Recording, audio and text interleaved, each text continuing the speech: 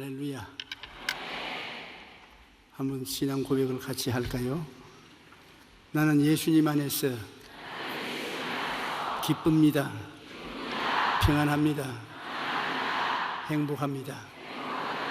사랑하는 자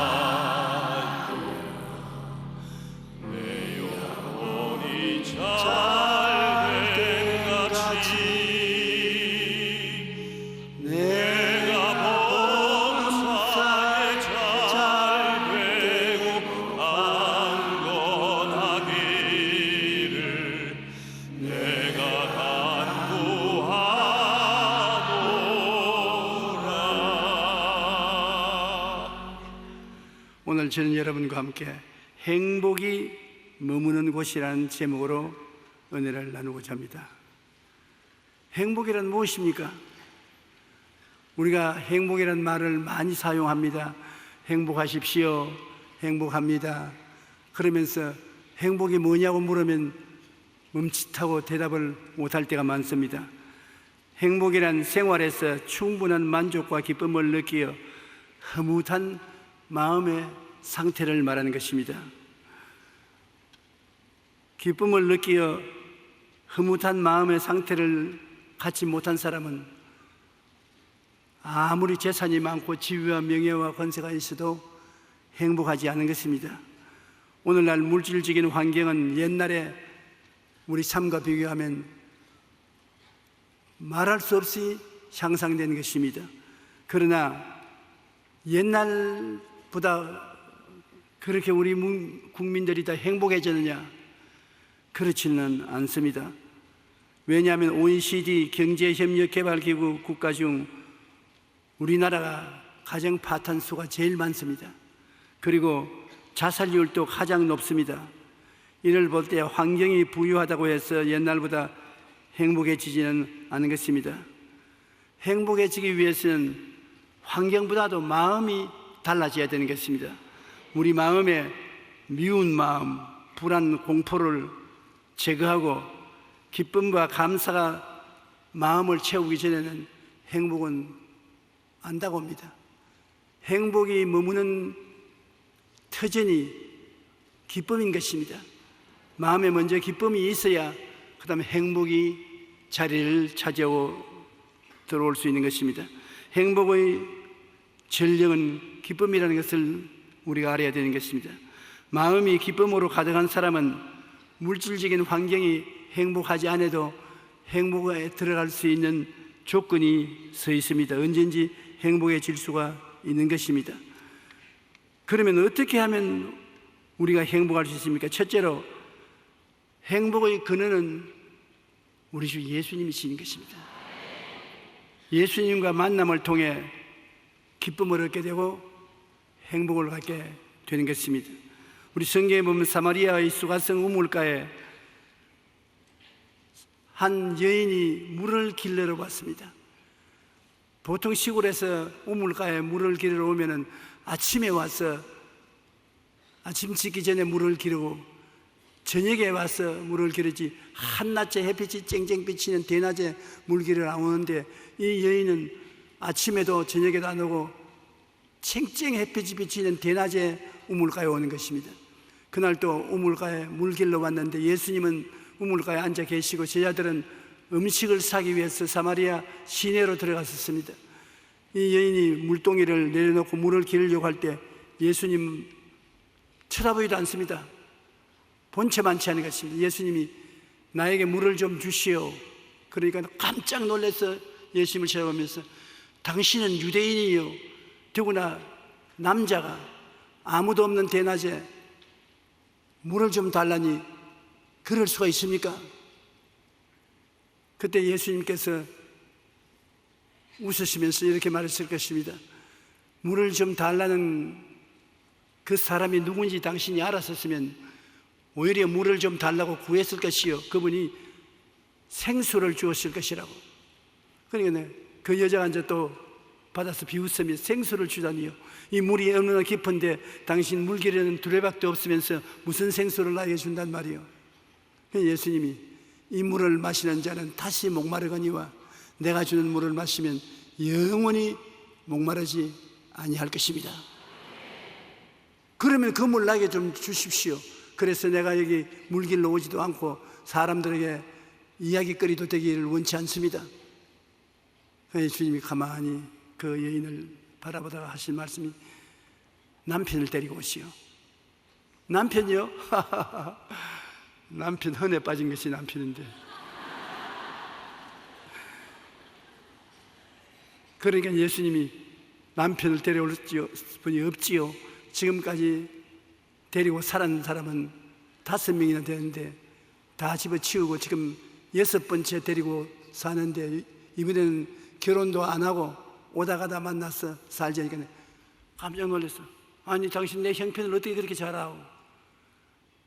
이제 가만 보니까 당신 선지자인 것 같습니다. 우리 조상들은 이곳에서 예배를 드리고 유대인들은 예루살렘에서 예배를 드린다고 하는데, 예수님이 아니요. 이곳에서도 말고 예루살렘에서도 말고 하나님은 심령이 진심을 다해서 하나님을 섬기는 자를 찾습니다. 요사이는 예배를 어느 장소에서 하는 것이 아니라 마음 중심에서 하나님을 예배하는 자가 참 예배를 하는 것입니다. 그 너무 복잡해서 우리 알아들을 수도 없고, 메시아가 오면 그 사실을 다 우리에게 가르쳐 줄 것입니다. 그때 예수님이 하신 말씀이 바로 당신하고 이야기하고 있는 그 사람이 이 메시아예요. 이 여자가 가만히 쳐다봤습니다. 하나님의 성령이 오셔서 이 여자의 마음을 열었습니다. 갑자기 이분이 영혼을 구원하는 메시아구나 하는 걸 깨닫고 마음에 기쁨이 넘쳐나기 시작했습니다.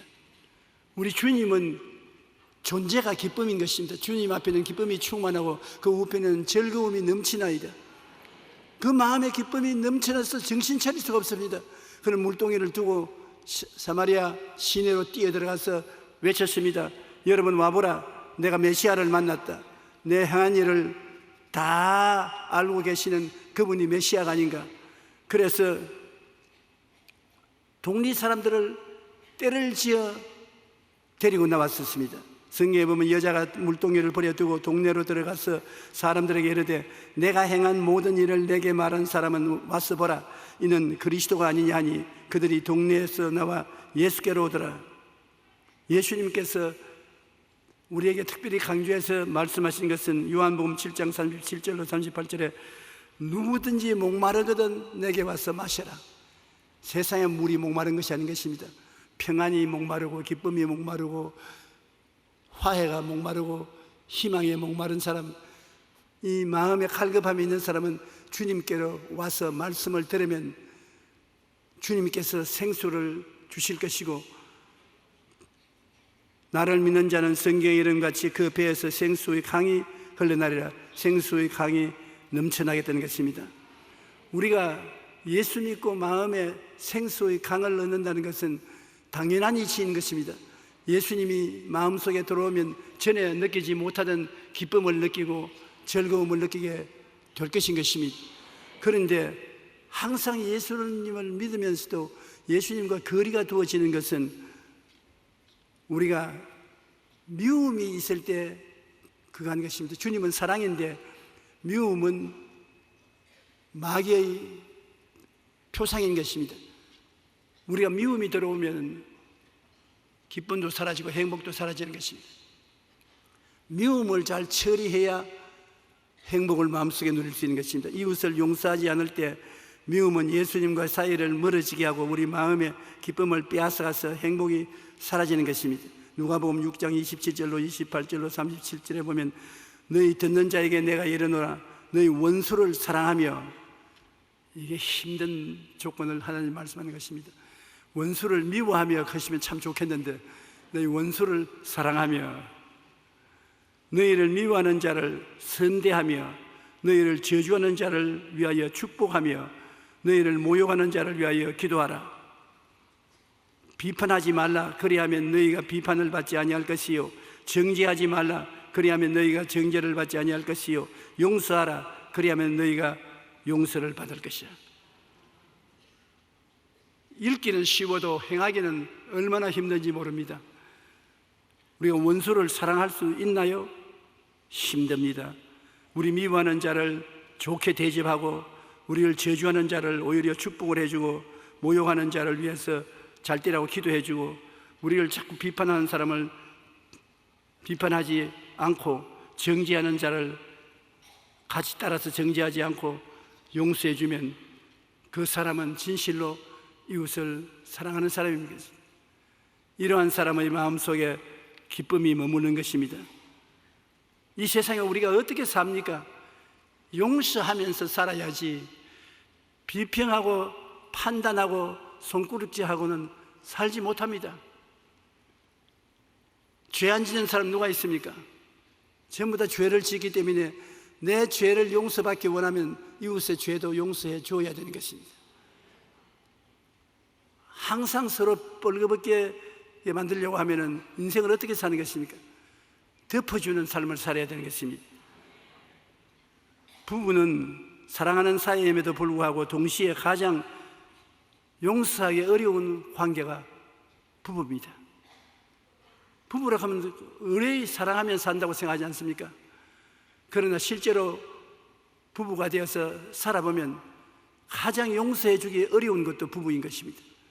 그만큼 신뢰했기 때문에 신뢰에 방해가 오면 정말로 용서해 주기 힘든 것입니다. 프랑스의 어느 사상가는 부부관계를 이렇게 정의했습니다. 3주 동안 서로 관찰해보고 3개월 동안 서로 사랑하고 3년 동안 서로 싸우고 30년 동안 그 다음에는 있는 동 없는 동 참고 용서하면서 산다. 어떤 사람이 나보고 말합니다. 왜 예수 믿는 사람도 서로 뜨겁게 사랑하고 살지 못하고 티격태격하고 그렇게 합니까? 그래 내가 말하기를 당신도 예수 믿지요? 믿습니다. 당신은 남편하고 아야 활활 불타도록 사랑하고 삽니까? 그러니까 그렇지는 않지요. 그럼 어떻게 삽니까? 그냥 있는 둥 없는 둥 그렇게 살죠. 그게 오늘날 모든 사람들이 살아가는 방식입니다. 우리가 3주 동안 서로 관찰을 해보고 3개월 동안 서로 사랑을 하고 3년 동안 서로 싸운다 하는데 3년 동안에 많이 싸워야 나중에 사랑할 수 있는 바탕이 이루어지는 것입니다. 싸워보니까 서로 미천이 다 드러나거든요. 기대를 하니까 낙심하지, 기대를 하지 않으면 낙심하지 않습니다. 3년 동안 싸우는 동안에 누가 누군지 서로 확실히 알게 되고 기대를 저버립니다. 전부 우리 남편이 대통령 같고 전부 우리 아내가 미스 코리아 같으면 어떻게 되겠습니까? 기대하지 않습니다. 그러면 그 다음 나머지는 죽을 때까지 그냥 용서해주고 사는 것입니다. 나의 뜻에 맞지 않더라도 용서하고 사랑이 안 될지라도 사랑한다고 말하고 서로 만나면 등들이도 좀 두들겨주고 키스도 해주고 그렇게 해서 살아가는 것이 인생인 것입니다. 인생이 항상 좋기만 하지 않습니다. 가족이든 이웃이든 서로를 참고 용서하지 않으면 기쁘고 행복한 삶을 살아갈 수가 없는 것입니다. 제일 중요한 것이 용서인 것입니다. 용서는 할 수 있으니까 사랑은 적극적으로 못하더라도 소극적으로 용서는 할 수 있으니까 용서하고 살면은 기쁨도 얻을 수 있고 행복도 느낄 수가 있는 것입니다. 우리가 이 세상에 살면서 희망과 꿈을 잃어버리면 기쁨도 멀어지는 것입니다. 기쁨이 있어야 행복한데 기쁨은 마음속에 희망이 있어야 되고 꿈이 있어야 되는 것입니다. 이 세상에 가장 무서운 것이 희망을 잃어버리는 것입니다. 희망이 없으면 사람들이 살 수 없습니다.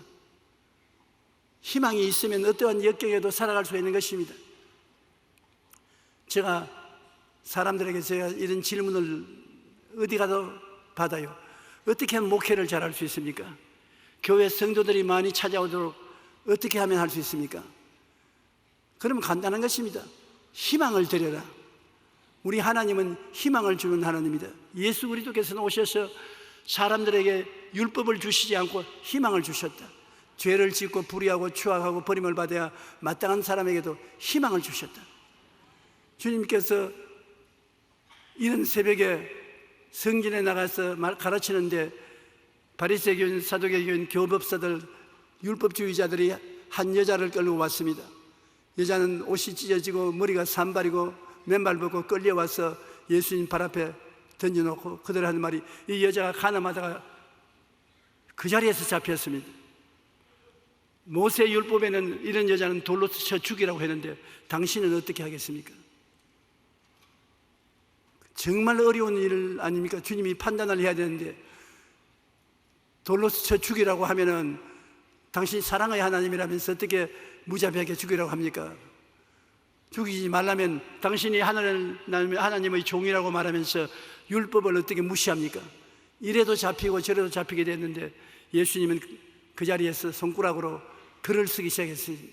사람들이 다 어깨너머로 뭘 쓰는가 봤는데 성경은 무엇을 썼다는 내용은 설명하지 않지만 추측을 하도록 여유를 주었습니다. 율법을 더 쓸 것이다.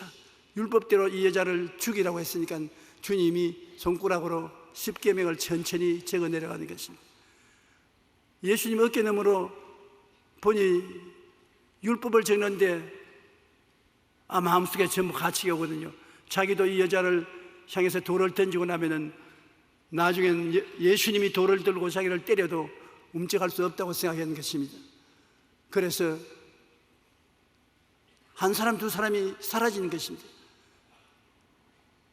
손에 있는 돌을 던져놓고 뒤로 빠져나갑니다. 나중에는 아무도 없어요. 그래서 예수님께서 여자에게 고개를 들라. 고개를 들니 눈이 새빨개졌습니다. 울어서 너를 정죄하는 사람이 있느냐? 이리저리 살펴보더니만 아무도 없습니다. 여기에서 예수님이 주는 희망의 말이 있습니다. 나도 너를 정죄하지 아니한다. 집에 가서 다시 죄짓지 마라. 뭐 복잡한 소리 할 필요 없습니다. 그 죽음의 순간에 주님께서 건져주신 그 사랑에 감동해서 그것이 충분히 마음을 변화시켜도 나음이 있는 것입니다. 나도 너를 정죄하지 아니한다. 예수님이 여러분을 만나면 정죄하지 않습니다. 정죄하면 예수님 앞에 설 사람이 없지요. 크고 적은 죄를 주님은 손바닥처럼 다 볼 수 있는데 주님이 너 언제 이런 죄 지었지? 너는 정죄하라, 정죄받으라. 그러면 아무도 정죄 안 받을 사람 없습니다. 그런데 예수님은 정죄하러 온 것이 아니라 구원받아 살 수 있다는 희망을 주기 위해서 오신 것입니다. 아들이 온 것은 세상을 정죄하러 온 것이 아니라 세상이 그 아들을 통하여 구원을 얻게 하기 위해서 오신 것입니다. 예수님은 이 중대한 범죄인을 눈앞에 두고도 정죄하지 않았었습니다. 나도 너를 정죄하지 아니한다. 집에 가서 다시 죄짓지 마라. 희망을 가지고 나갈 수가 있는 것입니다. 사람이 마음에 조그마한 희망이라도 있으면 절대 주저앉지 않습니다. 희망을 잃어버리면 살 수 없습니다. 정치하는 사람도 국민들에게 희망을 줘야 되는 것입니다. 교회 목사도 자기 말 하지 말고 성경을 열심히 읽고 성령의 말씀하심을 들어서 성도들에게 희망을 줘야 되는 것입니다. 정말 주님이 원하시는 것은 여러분에게 희망을 주어서 행복을 갖기를 원하는 것입니다. 사랑하는 자여, 내 영혼이 잘됨 같이 내가 범사에 잘되며 강건하기를 내가 강구하노라. 얼마나 희망을 주는 말씀인 것입니까? 주님이 그렇게 잘 되기를 원하시는데 내가 못될 틱이 있느냐? 힘을 낼 수 있는 희망의 말씀이 되는 것입니다. 항상 기뻐하라. 쉬지 말고 기도하라. 범사에 감사하라. 이것이 그리스도 예수 안에서 너희를 향하신 하나님의 뜻이라. 하나님은 늘 기뻐하고 즐거워하고 늘 기도하고 그리고 범사에 감사하면서 살아라는 것이 하나님의 뜻인 것입니다. 하박국이라는 선지자는 3장 17절로 18절에 비록 무화과 나무가 무성하지 못하며 포도나무에 열매가 없으며 감람나무에 소출이 없으며 밭에 먹을 것이 없으며 우리의 양이 없으며 외양간에 소가 없을지라도 나는 야훼로 말미암아 즐거워하며 나의 구원의 하나님으로 말미암아 기뻐하리로다. 이게 진짜로 기뻐할 수 있는 보편적인 길인 것입니다. 무엇가 있어서 기뻐하는 것은 없어지면 기쁨이 사라지지요. 이분은 하는 말이 무화과나무에 열매도 없고 포도나무 열매도 없고 감람나무에 소출이 없고 밭에 먹을 것이 없으며 우리의 양이 없고 외양간에 소도 없다. 완전히 거짓입니다. 그래도 하나님이 자기에게 계심으로 그는 즐거워하며 구원의 하나님으로 말미암아 기뻐하겠다는 것입니다. 여러분, 하나님 때문에 기뻐해야 참 기쁨이 된다는 것입니다. 세상 지위, 명예, 권세, 돈, 가정, 좋은 집, 좋은 자동차 이런 것 때문에 희망을 가지면 그것은 얼마 안 가서 다 사라지는 것입니다. 그러나 하나님은 항상 여러분을 사랑하시는 것입니다.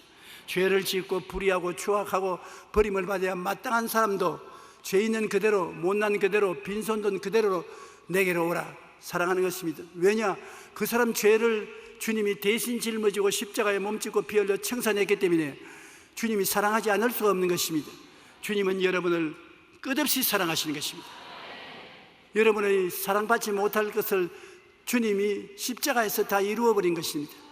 오늘 성령으로 이 자리에 와 계신 예수님은 여러분을 무조건 하고 사랑하시는 것입니다. 여러분이 변화받기를 원하시고 기대를 가지고 사랑으로 대하시기 때문에 용기를 얻고 강하고 담대한 여러분 되시기를 주님 이름으로 축원합니다. 저는 아주 희한한 생생한 꿈을 꾼 적이 있습니다. 좀처럼 꿈 이야기를 안 하는 게 좋은데 너무 생생한 꿈은 잊어버리지가 않습니다. 하루 저녁에 밥 잘 먹고 잠을 푹 잤는데 꿈에 제가 해변가를 걸어갑니다. 한쪽에는 해변가 모래산이고 한쪽에는 바위산입니다. 근데 바위산 꼭대기에 가장 위험한 곳에 엄청나게 아름다운 호텔이 지어져 가고 있어요. 야, 그 희한하다. 내가 저 호텔 구경을 가려고 바위를 타고 겨우겨우 올라가서 그 지어져가는 호텔 마당에 있으니까 백발이 성성한 노인이 조 목사님 잘 오십시오. 아니, 내가 목사인 줄 어떻게 압니까? 여기 올라올 줄 다 알고 기다렸습니다. 이 늙은 노인이 백발이 성성하여 휴식하고 놀아도 시원치 않은데 이 어려운 바위산에 와서 왜 집을 짓고 있습니까? 허허허허 웃더니만 그게 인생의 문제인 것입니다.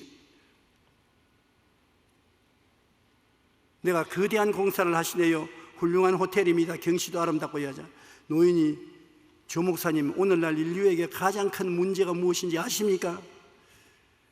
내가 당황했으니까 그것은 사람들에게 꿈이 없다는 것입니다. 꿈과 환상을 잃어버린 사람은 살았으나 죽은 것과 같습니다. 꿈에 만난 노인이 꿈답지 않게 이야기를 해요. 그러면서 내 눈을 쳐다보면서 당신은 목사요 주의 종이니까 나가서 인류에게 꿈을 심어 주십시오.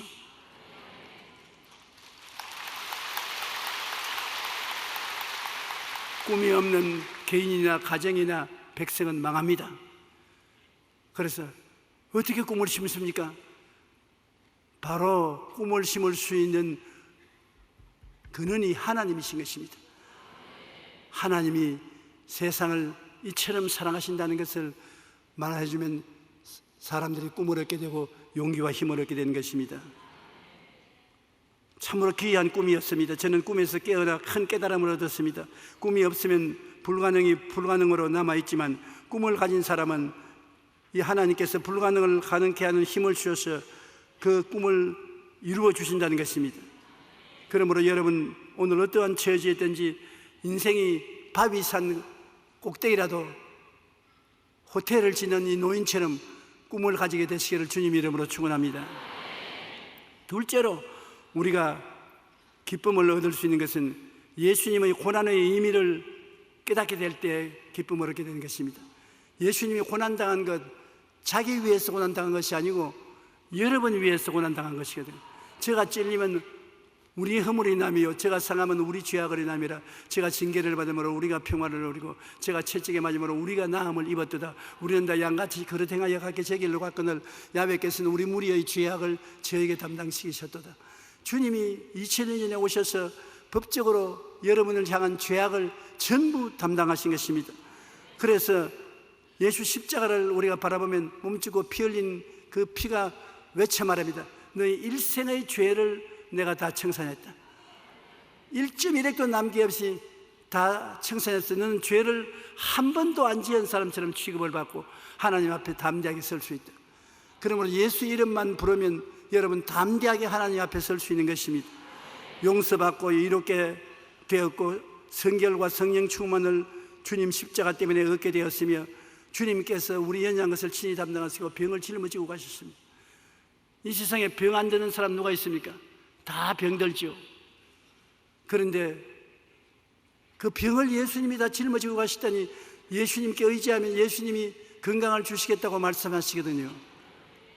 병에서 치료받은 건강을 얻을 수 있으며 우리가 저주해서 고난당하며 땀을 흘리며 먹고 살려 해도 낭패를 당하고 실망하는 사람 많습니다. 그런데 알아야 될 것은 여러분의 실패는 주님이 책임졌습니다. 가시와 은거키를 주님이 자기 몸에 받아서 십자가에 올라갔지 않습니까? 예수님께 의지해서 눈에는 아무것도 안 보이고 귀에는 들리는 소리 없어도 나는 저주에서 해방된 것을 알아야 되는 것입니다. 한번 따라 말씀해주세요. 나는 삶의 저주에서 해방되고 아브라함의 복을 받은 사람이다. 복된 사람이에요. 복 없는 사람이 아닌 것입니다. 저주에서 해방된 사람이고 그 무엇보다도 영생을 얻어서 주님과 함께 천국에서 영원히 살 것인 것입니다. 우리가 지금은 이 세상에서 복잡하게 살지만은 인연을 다 끊어버리고 이 육신의 장막집 떠나서 저 세상으로 건너갈 때 천국이 없다면 삶의 모든 것이 절망 아닌 것입니까? 또 저 세상에 있는데 구원받지 못하고 지옥으로 떨어진다면 그 또한 절망적인 것이 아닙니까?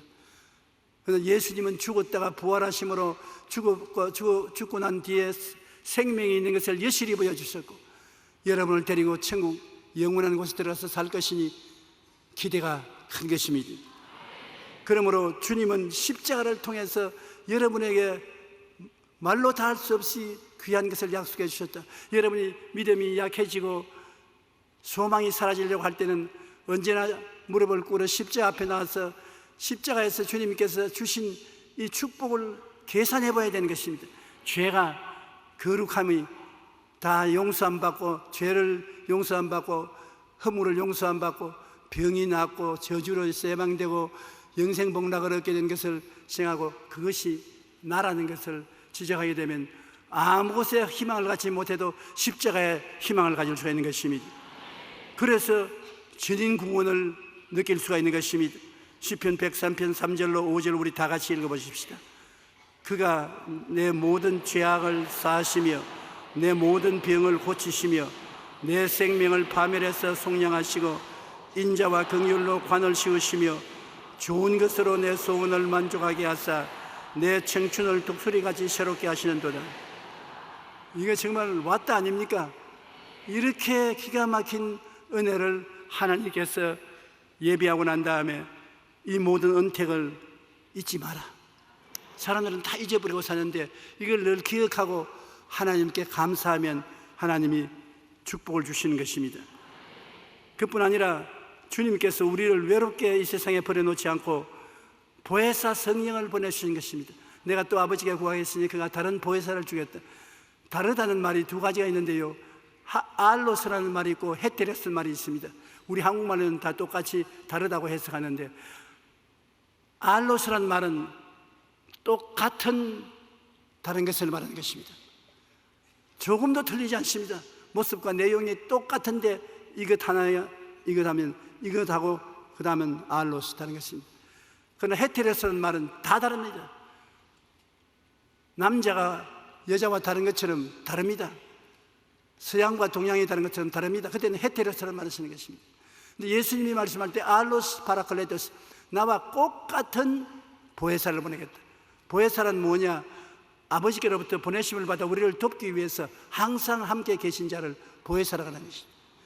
예수님처럼 성령은 우리와 같이 있어서 예수님과 똑같은 일을 하신다는 것입니다.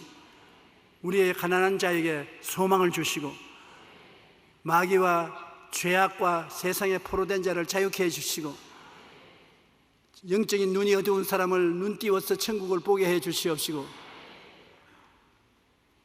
스트레스 받아서 온갖 병에 걸린 사람 스트레스에서 해방 얻게 해 주시고 그리고 자격 없는 사람이 믿음으로 구원받는 일을 가르쳐 주시는 이 역사를 성령께서 계속하고 계신 것입니다. 그러므로 성령은 예수님과 꼭 같습니다. 구약 4,000년 동안은 아버지 하나님 시대고 신약 33년 동안은 아들의 시대고 신약 이후에 오늘은 누구 시대입니까? 성령님의 시대입니다. 성령이 여러분과 같이 계시고 여러분을 떠나지 않고 계신 것입니다. 성령을 통해서 우리는 진리를 깨달아 알게 되는 것이에요. 요한복음 14장 16절 18절에 예수께서 말씀하기를 내가 아버지께 구하겠으니 그가 또 다른 보혜사를 너희에게 주사 영원토록 너희와 함께 있게 하시리니 그는 진리의 영이라 세상은 능히 그를 받지 못하나니 이는 그를 보지도 못하고 알지도 못함이라 그러나 너희는 그를 아나니 그는 너희와 함께 그하심이요 또 너희 속에 계시겠음이라 내가 너희를 고아와 같이 버려두지 아니하고 너희에게로 오리라 보혜사 곧 아버지께서 내 이름으로 보내실 성령 그가 너희에게 모든 것을 가르치시고 내가 너희에게 말한 모든 것을 생각나게 하시리라.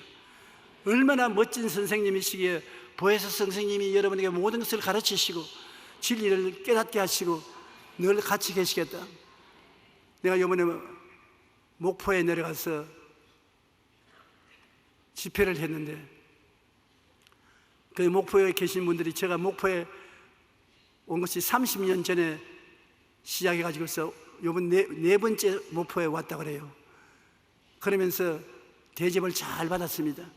세발 낙지도 먹으라고 가져왔는데 인천에서 낙지 먹었다 죽었다는 생각이 나가지고서 저 젓가락이 안 가요. 그래서 움직이는 것만 봤지 묵지는 않았었습니다. 그런데 그 시장님이 정시장이라고 아주 훌륭하신 시장님이 계시는데 그 시장님이 이런 간증을 했습니다. 자기가 예수 믿기 전에 자기 아내는 교회를 다녔는데 자기는 예수 그리스도와는 상관이 없는 사람이었다. 그런데 그 부인이 갑자기 병이 들었는데 병원에 데려가도 병 이름을 몰라요. 그 뭐냐면 못 일어나는 병입니다. 다리가 마비가 되어서 일어날 수가 없어요. 사람이 부축해서 업고 다녀야지 걸어는 못 다녀요. 그래 호심을 하고 있는데 사람들이 하는 말이 약으로도 안 되고 의사가 치료해도 안 되면 여의도 순복음교회로 가라 그러더랍니다. 그래서 아무것도 모르면서 여의도 순복음교회 오니까 사람들이 너무 많아서 목사도 만나볼 수 없고 무슨 교회가 이런 교회가 있냐. 도떼기 시장 같다고. 그래 있으니까 거기에 아마 안수 집사님을 만난 것 같아요. 자기가 방황을 하고 있으니까 어떻게 왔냐 그랬어요. 교회 예배 드리러 왔는데 어떻게 드릴지도 모르고 어디 갔는지도 모른다니까 여기 앉으라고 자리를 만들어주면서 무슨 집안에 일이 있냐 우환이 있어서 왔다고. 그러면 교회에 오지 말고 오살리 기도원으로 가라고. 오살리가 어디 있냐 하니까 되게 약도를 거리에 두더랍니다. 그래 버스를 타고 더듬어서 오살리에 가서 그게 오살리에 있는 목사님을 만나서 나 이런 우한 질고가 있어서 기도하라는데 어떻게 하냐니까 저 토굴로 들어가라고 하더랍니다. 그래가 말간 사람이 교회에 왔다가 기도원에 왔다가 그 토굴에 들어가 앉으니까 기가 꽉 막히더랍니다. 무슨 교회가 이런 교회가 있노. 토굴에 들어왔으니까 다른 할 일은 없고 기도를 해야 되겠다 싶어서 자기 부인이 늘 기도하던 것을 지나가면서 들은 게 기억이 나서 하나님이여 예수님 이름으로 기도합니다. 우리 마누라 걷게 해 주시옵소서. 그것만 하면은 내가 토굴에 며칠 더 있으라도 있겠습니다. 하루 종일 기도했는데 별로 응답이 없는 것 같더랍니다. 그래서 옆에 있는 사람 보고 하루 종일 기도해도 별로 응답이 없으니까 금식을 하라 그러는데 이제는 밥 주워 먹지 말라는 교회가 있나. 그러나 온 김에 그냥 갈 수 없다고 금식을 사흘을 했답니다. 했는데 기도 굴에 있는데 갑자기 몸이 덜덜덜덜 떨리더랍니다. 이것도 놔둬도 우리 마누라 하시면 되는 것이 아닌가. 앉아도 떨리고 서도 떨리고 덜 떨리고 마음에 박하사탕 먹은 것처럼 화나더랍니다. 그리고 눈에서 눈물이 펑펑 쏟아지는데 이거 조상이 죽어도 안 울었는데 이렇게 눈물이 나올 수 있는, 따가다 눈물이 나오고 따가다 눈물이.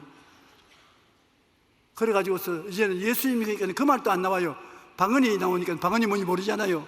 입에서 모는 말이 줄줄 나오니까 이제 사람 버렸다. 이제는 안 우는 울음도 울리고 내리 떨리고 입에서 이상한 말이 나오고, 그래 놀래서 밖으로 나와가지고서 사람 자꾸 입에서 이상한 말이 자꾸 나오는데 이거 큰일 났지 않냐니까 다 축복을 하면서 당신 성령 받았다고, 잘 됐다고.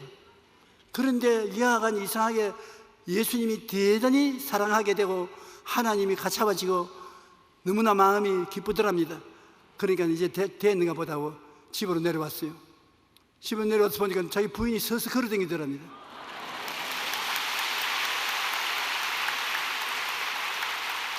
그래 웬일이냐 그러니까 자기가 눈물이 나고 다른 말이 입에서 나올 그 시각에 그 부인이 가만 앉아있다가 일어서고 싶더랍니다.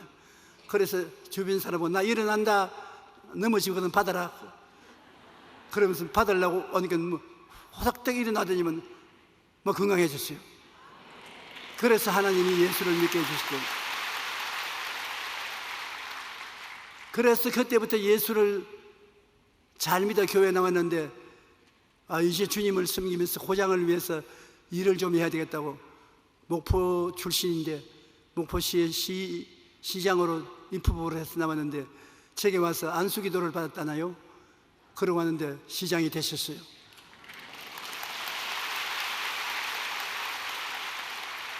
그래서 하는 말이 무엇인지 조 목사에게 안수만 받으면 되는가 보다, 그런 느낌이 있다고. 이제 시장을 올해로서 끝맞는 것인데 끝나면 또 가서 테니까 안수기도를 해달라고 그렇게 말을 합니다. 그분은 아무것도 모르는 분인데 성령을 모심으로 말미암아 그런 큰 기쁜 일이 생기고 행복한 일이 생기는 것입니다. 성령은 이처럼 우리와 함께 계셔서 우리 일일이 옷을 벗기고 꾸중을 하고 채찍을 때리고 하는 것이 아니라 깨닫게 하고 회개하게 하는 것입니다. 잘못했어도 깨닫게 하고 회개하게 하시고 우리에게 가르쳐 주시고 손잡아 이끌어 주시고 도와주시는 보혜사를 여러분 모시오시니 여러분 고아가 아닙니다. 여러분 중에 고아는 아무도 없습니다. 이래봬도 하나님께서 사랑하셔서 돕는 자 성령님을 보내주셔서 성령이 여러분과 항상 같이 계신 것입니다. 여러분이 어려울 때 엎드려 기도해 보십시오. 여러분에게 여러 가지 지혜의 말씀, 지식의 말씀, 명문불의 은사 이런 것이 머리에 떠오르기 시작하는 것입니다. 저도 설교할 때 저의 지혜와 총명으로 설교하지 않습니다. 설교하면서 성령님께 귀를 기울이고 있습니다. 내가 지금 이 말하면서도 마음속에 성령이여 내게 말씀하시옵소서. 그러면 내 생각이 사라지고 성령의 생각이 떠오르게 되면 성령의 생각을 받아서 전달하게 되고 성령은 여러분에게 기쁨을 주시고 평안을 주시는 것입니다. 성령은 자기를 드러내지 않습니다. 고요하고 잠잠하게 없는 듯 하면서 여러분 속에서 계셔서 지혜와 총명, 모략과 재능 이런 은사를 주셔서 이끌어가 주시는 것입니다.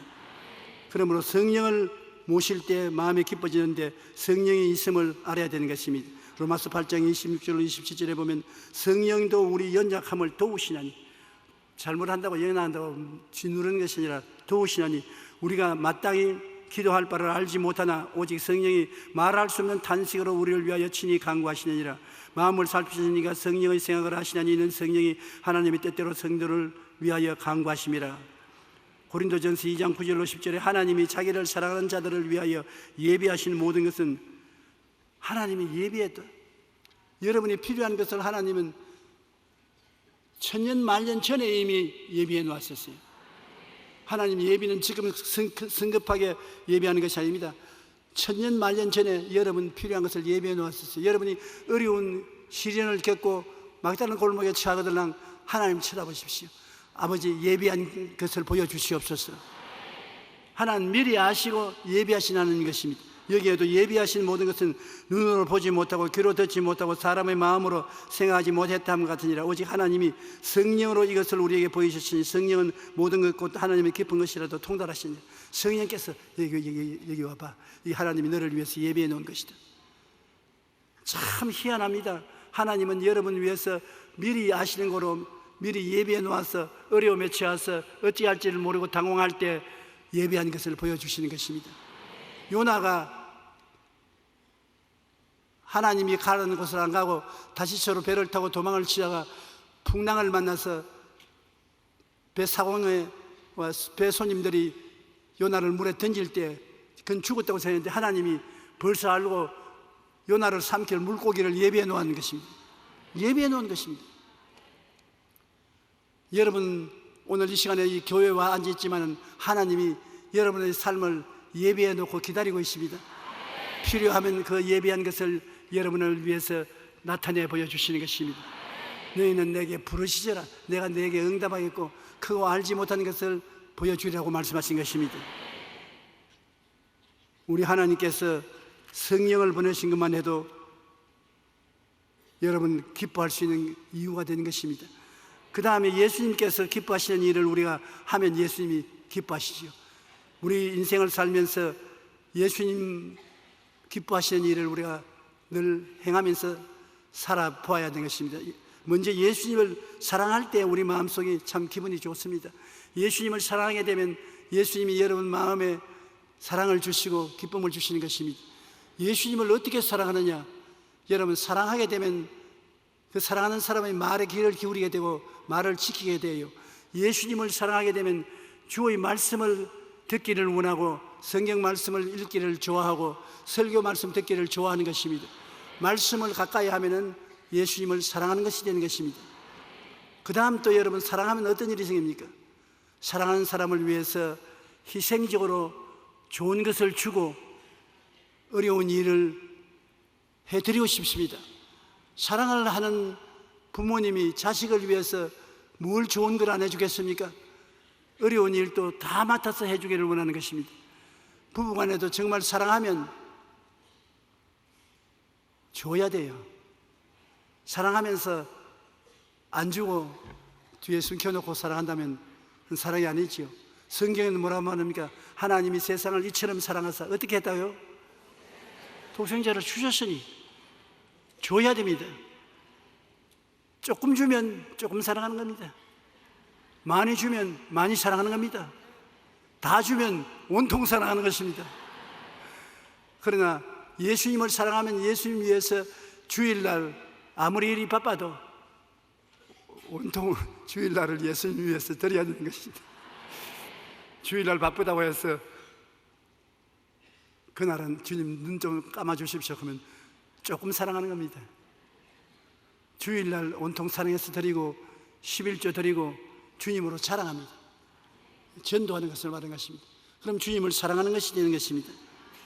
신명기 10장 12절로 13절에 이스라엘아 내 하나님 야훼께서 내게 요구하는 것이 무엇이냐 곧 내 하나님 야훼를 경외하여 그의 모든 도를 행하고 그를 사랑하며 마음을 다하고 그 뜻을 다하여 내 하나님 야훼를 섬기고 내가 오늘 내 행복을 위하여 내게 명하는 야훼의 명령과 규례를 지킬 것이니라. 내 행복을 위하여 하나님이 율법을 지키라는 것 그 목적이 여러분의 행복을 위해서 그렇게 한다는 것입니다. 여러분이 더 잘 살기 위해서 주님이 그렇게 한다는 것입니다. 성경에도 너희는 그 나라와 그 일을 먼저 구하라 그래야만 이 모든 것을 다 더하여 주겠다고 말하는 것입니다. 우리 하나님 믿는 사람들은 하나님이 우리의 부모요 우리에게 행복을 주기를 원하신다는 것을 알고 강하고 담대하게 주님을 의지해야 되는 것입니다. 그리고 또 예수님이 기뻐하시는 일이라는 것은 좋은 것을 이웃과 나눌 때 하나님 기뻐하시는 것입니다. 주는 것이 받는 것보다 좋습니다. 우리도 세상에 살아보면 줄 때가 참 행복해요. 받을 때는 받으니까 좋지요. 그러나 줄 때보다 못합니다. 남이 여러분을 위해서 무엇을 정성으로 해주거든 좀 과장하게 고맙다고 말을 하십시오. 아이고 좋다. 아유 고맙다, 아유 감사하다. 그러면 주고 난 다음에 배로 더 기분이 좋습니다. 주는데 받아, 그래. 그리고 돌아서면 에라 빌어먹을까 안 줄 걸 가지고서 괜히 줬다, 그런 생각이 납니다. 그러므로 받으면 흥감을 좀 떨면서 고맙다고 하면 좋은데, 사람들이 그걸 안 하는 것은 열등의식이 마음에 들어오기 때문에, 내가 주지 못하고 받는다는 열등의식 때문에 그렇게 좀 떠들썩하게 하지 않습니다. 그러나 열등의식 같은 게 무슨 필요가 있습니까? 나를 사랑해서 주는 사람에게 고맙다고 아주 흥감을 떨고 나면 그 사람 나중에 더 주기를 원하니까 나중에 더 받을 생각하고 좀 감사를 해야죠. 하나님도 감사로 제사를 드리니까 하나님을 영화롭게 하느니 그 행위를 옳게 하는 자에게 그 구원을 보이시겠다 했는데, 하나님께도 은혜 받고 너무 감사하다고 감사해서 뛰고 꿀리고 하면 하나님이 나중에 더 줘야지, 그렇게 하시는 것입니다. 주라 그래야면 돌려줄 것이요 곧 후이 되어 눌러 흔들어 넘치게 해서 안겨 주리라. 하나님은 반드시 30배, 60배, 100배가 되어서 우리에게 주는 것입니다. 그러므로 예수님이 기뻐하시는 일은 좋은 것을 이웃과 나눌 때 예수님이 기뻐하시는 것입니다. 우리가 나중에 천당 갔을 때 주님께서 우리 만나서 심판할 때 이렇게 말할 것입니다. 내가 줄일 때 너희가 먹을 것을 주었고, 목마를 때 마시게 하였고, 나그네 되었을 때 영접하였고, 헐벗었을 때 옷을 입히었고, 병들었을 때 돌보았고, 옥에 갇혔을 때 와서 보았느니라. 그러니까 예수 잘 믿는 의인들이 언제 우리가 주님 보았습니까? 우리는 주님 굶주린 것도 못 보았고, 목마르서 물 차는 것도 못 보았고, 나그네 된 주님도 못 보았고, 헐벗은 주님도 못 보았고, 병들은 예수님도 못 보았고, 옥에 갇힌 것도 못 보았는데요. 그럼 예수님 말할 것입니다. 이 조그마한 내 제자, 나를 믿는 이 이름 없는 이들을 위해서 내가 해준 것이 나를 위해서 해준 것이다. 네가 내 체면을 세워주고 내 사랑을 전달해 주었으니 내게 해준 것이다. 그러므로 내가 은혜에 대해서 이제 갚겠다, 그렇게 말씀하시는 것입니다. 너희가 여기 내 형제 중에 지극히 작은 자 하나에게 한 것이 곧 내게 한 것이라.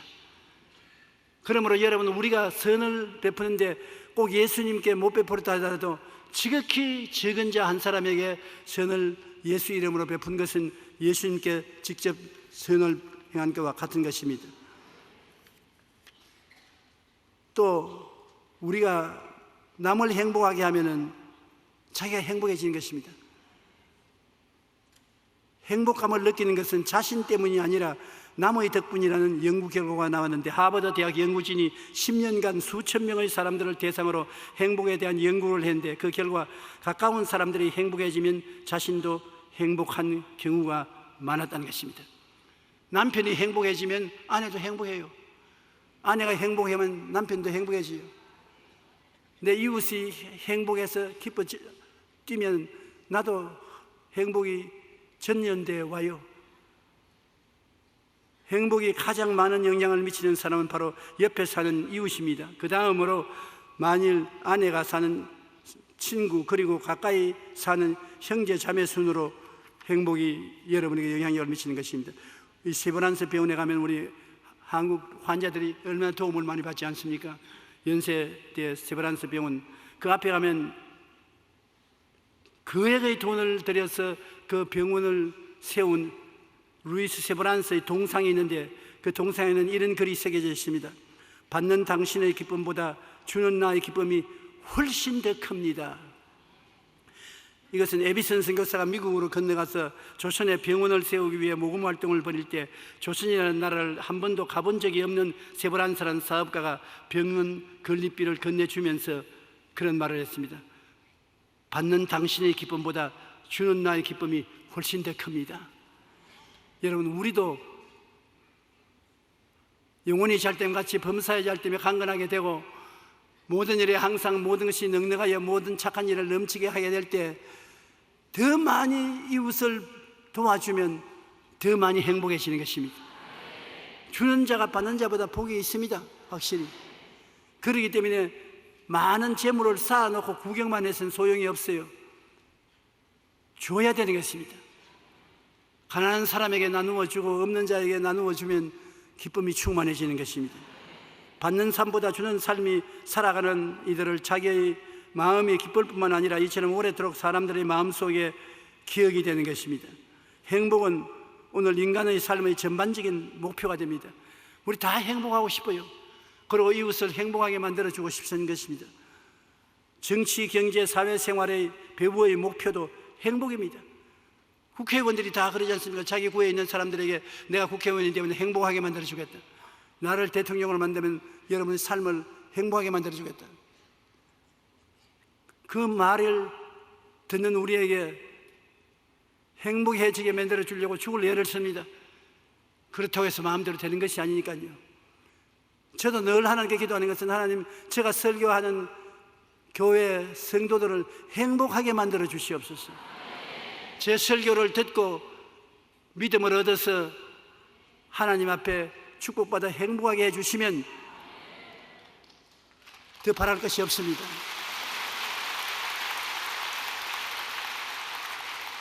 어떠한 사람들이 제게 격려를 많이 합니다. 이제 나이도 먹고 몸도 지칠 테이니 설교 그만하라는 격려를 주는 사람들이 많습니다. 그러나 설교를 그만할 수 없는 것이 설교가 필요한 사람이 있기 때문인 것입니다.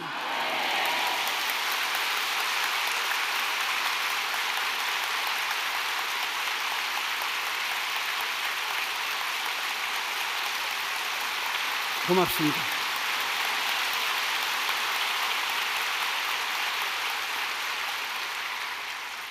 아무도 제 설교가 필요가 없다고 하면 그때는 기쁘게 이 강단에서 내려갈 것입니다만, 설교를 듣기를 원하고 행복을 말씀을 통해서 얻기를 원하는 사람이 있는 이상 어떻게 뒤를 돌아설 수 있는 것입니까?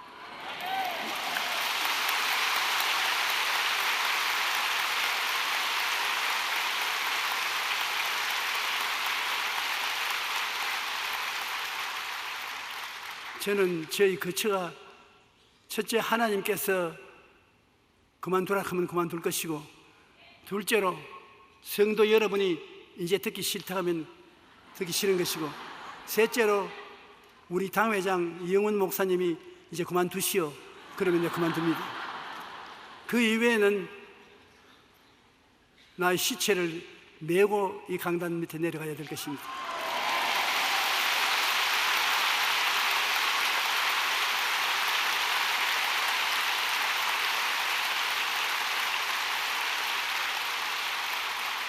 그렇기 때문에 여러분의 행복을 위해서 하나님 말씀을 받으려고 기도를 많이 하고 애를 많이 쓰는데, 여러분 행복하십시오. 할렐루야.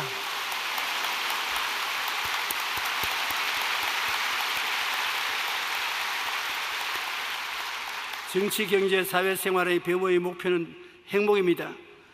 그러나 그 행복을 누리는 개인이나 집단은 별로 많지 않습니다.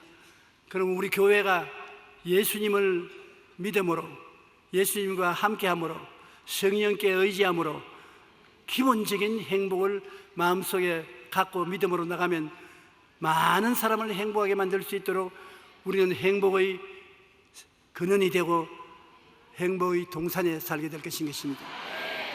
우리 하나님께서는 여러분이 모두 다 행복 속에 살기를 원하시는 것은, 노만 빈센트 필 박사님이 한 사람이 찾아왔는데, 그는 사업의 실패로 인해 극도의 절망감에 사로잡혀서 목사님께 찾아왔습니다. 그때 필 박사님은 종이 한 장을 주면서 아직 당신에게 남아있는 것이 있을 테니 적어보라고 말했습니다. 그리고 그에게 물었습니다. 당신에게 아내가 있습니까? 네, 제 아내는 참 좋은 사람입니다. 자녀도 있습니까? 네, 셋 있습니다. 그럼 친구는 있습니까? 예, 몇 명이 있습니다. 그럼 건강은 어떠합니까? 아직 건강은 괜찮습니다. 그렇게 자기에게 남아있는 것을 생각보다 가진 것이 많이 있었습니다. 노만 빈센트 필 박사님이, 당신 들어올 때 아무것도 없다 했는데 왜 그렇게 많냐? 당신 가지고 있는 것을 지금 긍정적으로 말해보라. 첫째, 내게 아내가 있습니다. 둘째, 내게 자식이 있습니다. 셋째, 내게 친구가 있습니다. 넷째, 내게 건강이 있습니다. 얼마나 많이 가지고 있냐?